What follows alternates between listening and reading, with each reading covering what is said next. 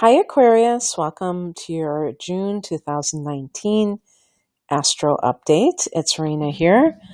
So Aquarius, if you're looking for love, I can't think of a better time than to go for it.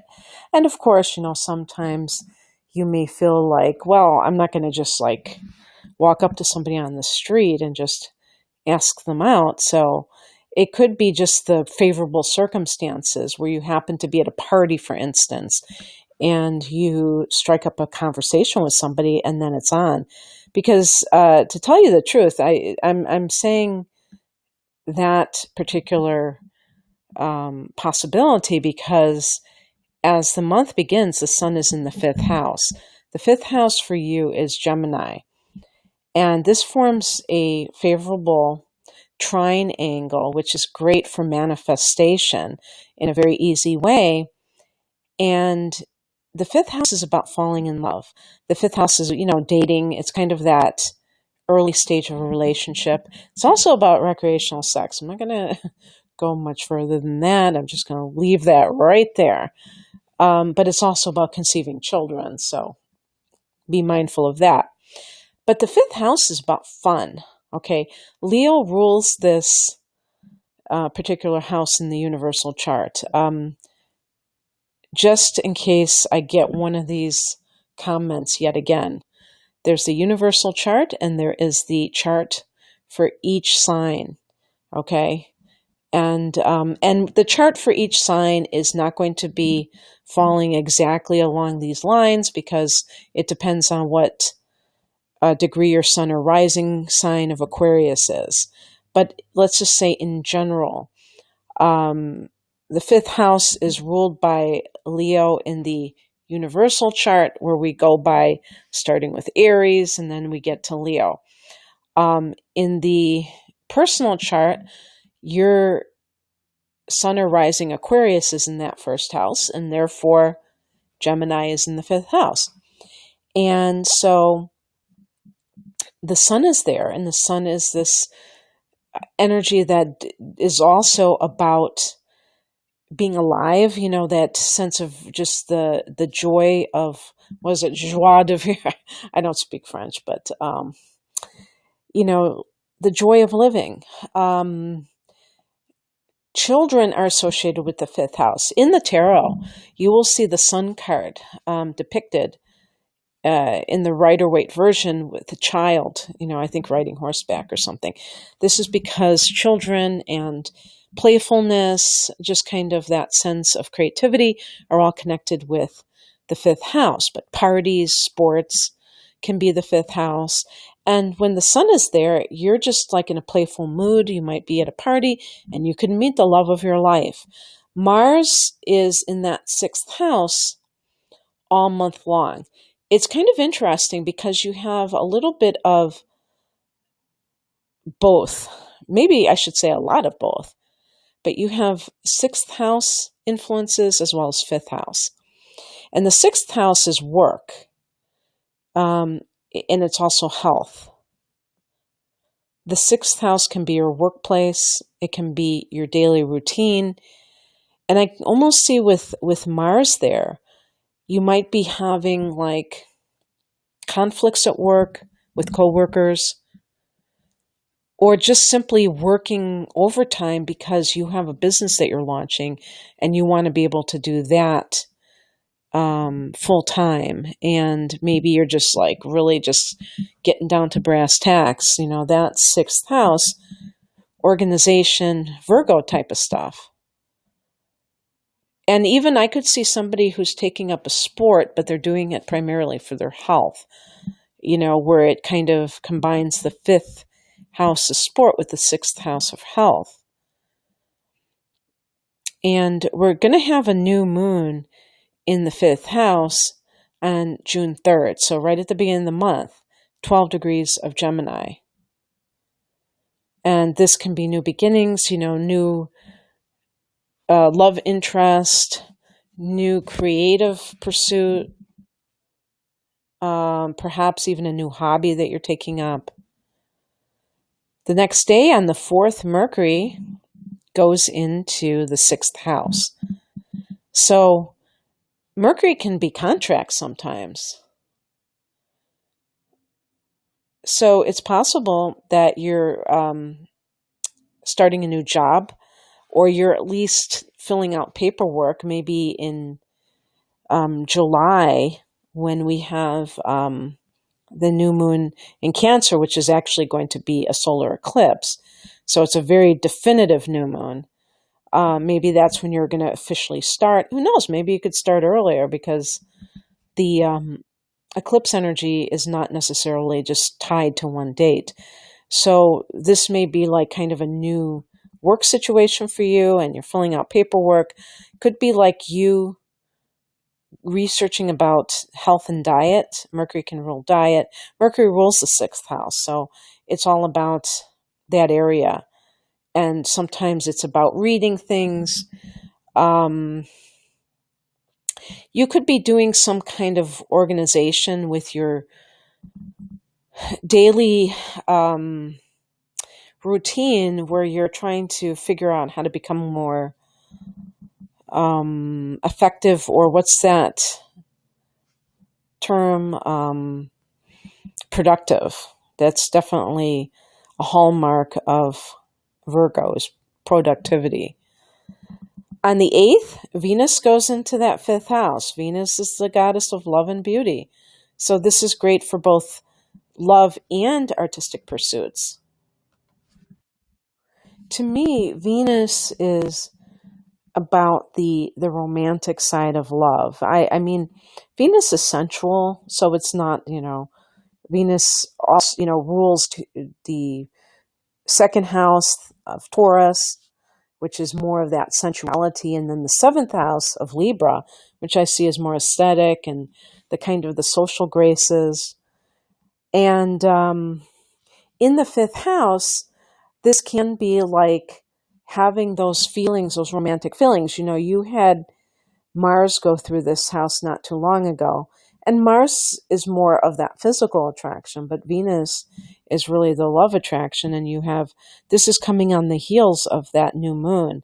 So that could be connected. And on the 17th, we have a full moon at 25 degrees of Sagittarius.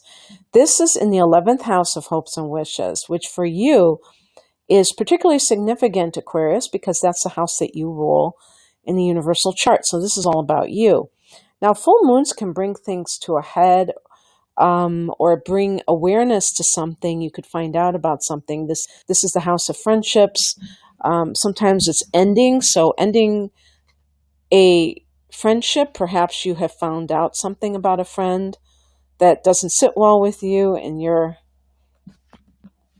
ending that association. However, this could be a situation where you are finding out, like, a friend needs help, or something like that. This can also be a dream of yours coming to fruition, because the hopes and wishes sector, this 11th house, maybe this is a long time dream that you've had. And actually, Jupiter is in Sagittarius, and so Jupiter is retrograding in this house. Maybe it's something that you thought you weren't going to have come true, and now it does come true. I've read that the 11th house is the luckiest house, so Jupiter in there, the luckiest planet, that sounds good to me. So just keep, obviously, we never can predict whether transits are going, or guarantee that transits are going to come to pass. And even if I were doing somebody's personal chart, I could never say, oh yeah, for sure. But I believe one of the things that can happen too is that if you have a sense of expectation that something is going to come to pass, I believe there's a greater chance of that happening. So even on that level, I was just reading David Icke today, rereading one of probably the first book that I had ever read of his, or maybe the second book. And this is like an updated edition, but I was reading the introduction, and he was saying that thoughts are electric electricity and emotions are magnetic. And I really like that because, actually Aquarius is associated with electricity because of your ruling planet Uranus. And, Aquarius is associated with intuitive gifts. So that's probably where that's coming from. And that's that sense of like, um, that kind of quick flash of insight, psychic insight, or foresight, and I really believe magnetism is how we attract things to us, and that's where emotions come in. And so, if you really want something strongly enough, I do think that you can make it happen. But a lot of times, when they talk about law of attraction, they talk about you have to feel it.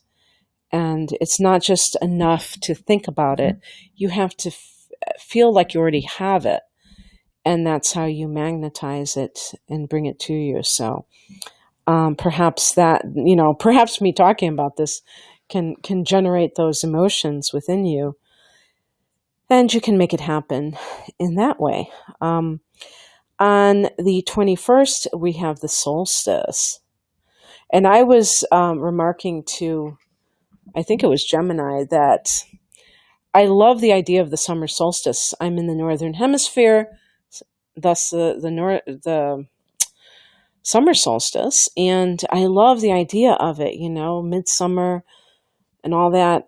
But the only thing is that this is the height of the light, and then it's like all downhill from here. I mean, I know that's a little bit extreme because it does go very slowly, but it's like I feel like it was just the winter solstice.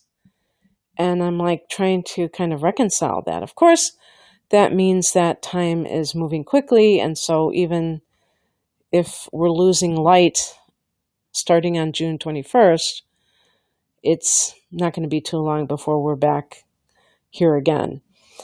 And so this is a very powerful period, the change of seasons. This is the sun going into Cancer. For you, this is that 6th house. And so again, the emphasis on kind of being more practical, serious about your endeavors. And Neptune turns retrograde on the same day. For you, Aquarius, this is the 2nd house of earned income. So with Neptune in the 2nd house since 2011, it's possible that you have been a little bit, I was going to say scattered, but that's not really appropriate. Kind of not really clear on your finances for whatever reason. And this could be a reality check for some reason. And you might be like, oh, this is what's going on here. Or maybe with all that energy in the 6th house, you just naturally want to get organized with your life altogether. And that includes your budget and all that. And then you're seeing how money is just kind of like leaking out here and there and saying, okay, now I'm getting more clear on this and I'm going to take action, to make things better. On the 26th, we have Mercury going into Leo. This is your 7th house of committed partnership. This is your opposite sign, so it's the opposite house. And in late July, actually the last day of July, you're going to have a new moon here. So anyone with a committed partnership, you might be planning a wedding. Maybe, with Mercury, this could even be signing a marriage certificate, more contracts if you have a legal situation. 7th house can be legal cases, lawsuits. And, it's possible that if you have Mars in the 6th house all month, you may be at war with your employer or coworkers, and you're going to be seeking legal representation or some kind of mediation. in regards to this. Okay, well, it sounds like a great month for you, Aquarius. And I hope that you enjoyed this. And if you would like a private reading, the link to my website is below. Take care. Bye.